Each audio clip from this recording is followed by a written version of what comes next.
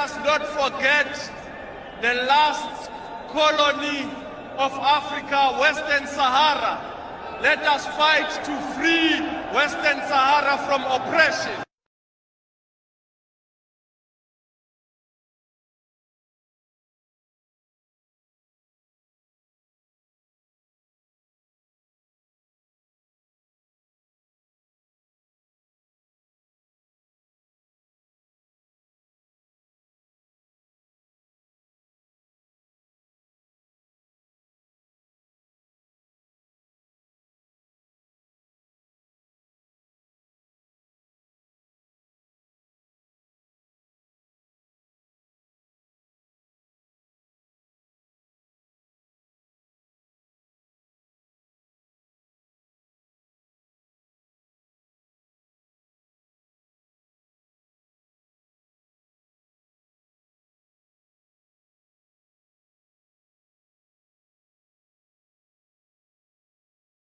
السلام عليكم ورحمة الله وبركاته. إخواني أخواتي أينما كنتم، أهلا بكم إلى فيديو جديد.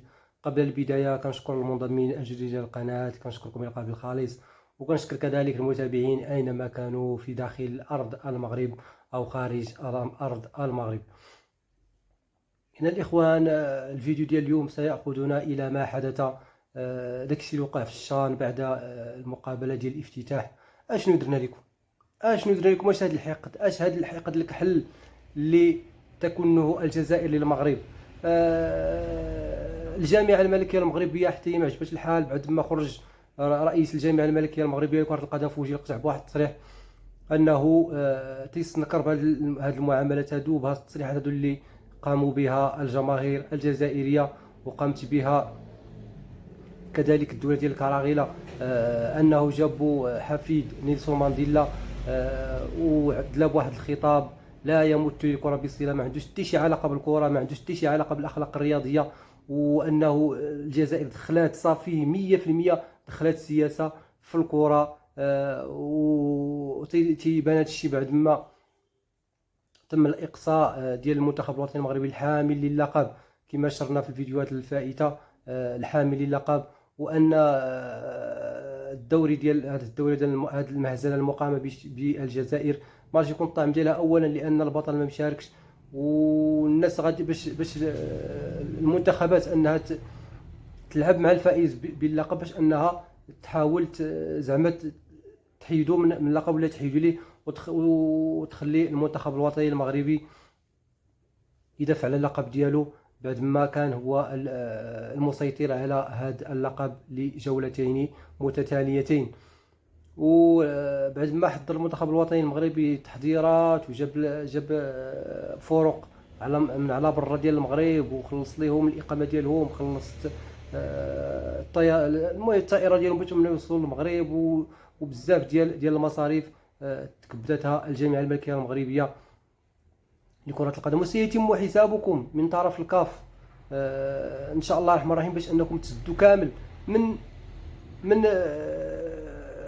جميع الاتعاب اللي تكبدت الجامعه الملكيه المغربيه في هاد اللي تحضير لهاد المهزله ديالكم هذه، غادي تخلصوها ان شاء الله الرحمن الرحيم، حتى كما قلت حتى الاصغر قرعه ديال الماء شربوها اللعابه، انكم ان شاء الله الرحمن الرحيم غادي تقوموا بالخلاص ديالها، وغادي تكون عندكم واحد العقوبه ان شاء الله الرحمن الرحيم، عقوبه قاسيه، انكم ما عمركم غادي تنظموا باقي شي كاس ولا غادي تنظموا شي تظاهره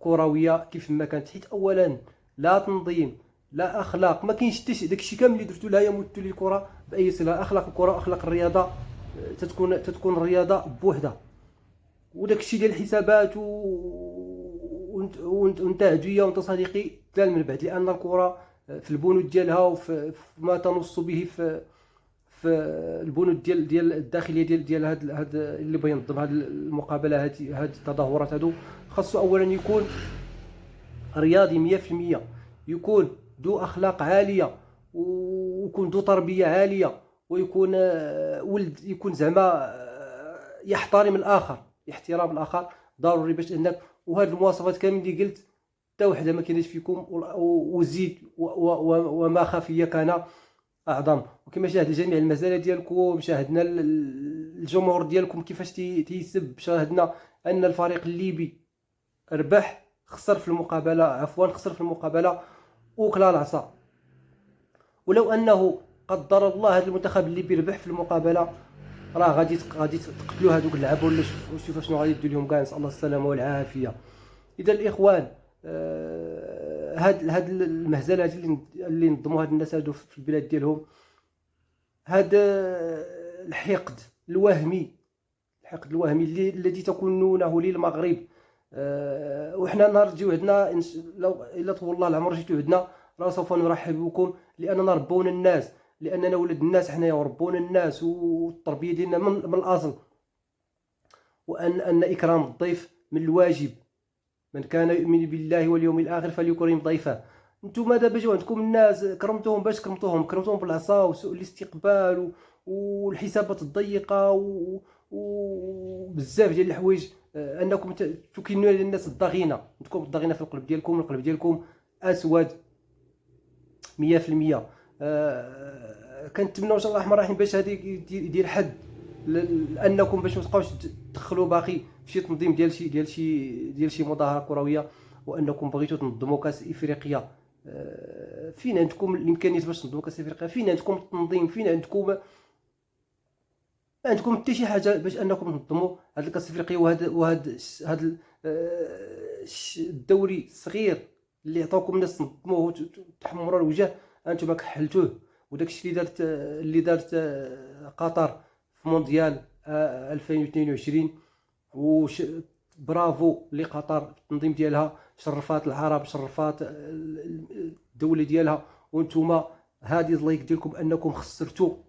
وداك الشيء كاع اللي دارتو قطر وداروه العرب، وكتعرف الجمهور المغربي رغم الاعتراف العالمي انه احسن جمهور، تنظيم، اخلاق عاليه، تربيه، احترام، وكيفاش احترموا اللاعبين المغاربه، كيفاش احترموا الامهات ديالهم، كيفاش تيتعاملوا معاهم. والجمهور المغربي كان منظم، اعترف بداك الشيء دوليا. تنظن نتوما كتقولوا الجمهور المغربي خايب، والجمهور المغربي بعد الاعتراف العالمي لهذا الجمهور هذا بالاخلاق ديالو العاليه.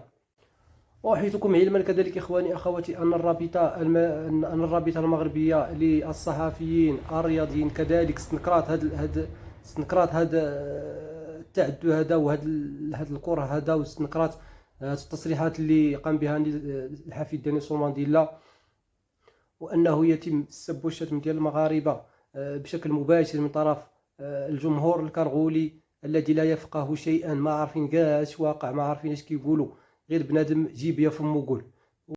وتم استغلال هذا الحفل ديال الافتتاح ديال كأس الشان للاعبين اقل من 23 سنه بالجزائر فقط لتمرير اشاعات وتمرير مغالطات للرأي العام، وهذا ما يستنكره جميع المغاربه القاطنين بالمغرب وبالخارج، ويتساءلون من اين لكم هذا الكره الذي تكنونه للمغرب، من اين لكم هذا الكره الوهمي. وأحيطكم علما إخواني أخواتي المتابعين أنه تم استغلال حفل افتتاح كأس الشان بالجزائر من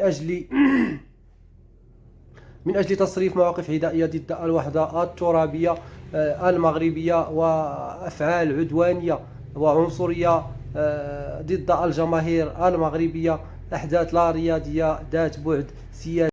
فنحن إخواني أخواتي جميع المغاربة نقف في صف واحد لنستنكر هذا الفعل والتصريحات الشنيعة التي تتعارض ومبادئ الميثاق الأولمبي لتمرير مغالطات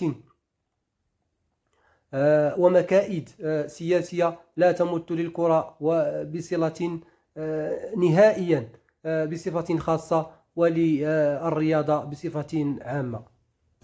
وإن دل هذا على شيء إخواني أخواتي فإنما يدل على أن هذه التصريحات اللي قاموا بها الكراغلة في اتجاه المغرب والعدوان ديالهم لا يدل فإن دل على شيء إنما يدل على خرق القانون لكل القوانين المنظمة للتظاهرات الرياضية التي تقام تحت لواء اتحاد الكونفدرالية الإفريقية لكرة القدم وفق نظمها وقوانينها التشريعية. في انتظار اخواني اخواتي باش ان الكاف تدخل في هذه المهزله هذه وتاخذ ديال الاجراءات ديالها، العقوبات ضد هاد الكراغله هادو. الى هنا اخواني ناتي الى نهايه هذه المداخله. شكرا لكم على حسن الاصغاء والمتابعه، وما ننساش انني نعاود نشكركم بزاف ونشكر المنضمين الجدد الى القناه. فاخواني ما تنساوش تابوناو معنا بكثافه باش دائما يوصلكم الجديد وتشجيعا لنا من اجل نشر مزيد من الفيديوهات. دمتم سالمين والى فيديو جديد ان شاء الله الرحمن الرحيم.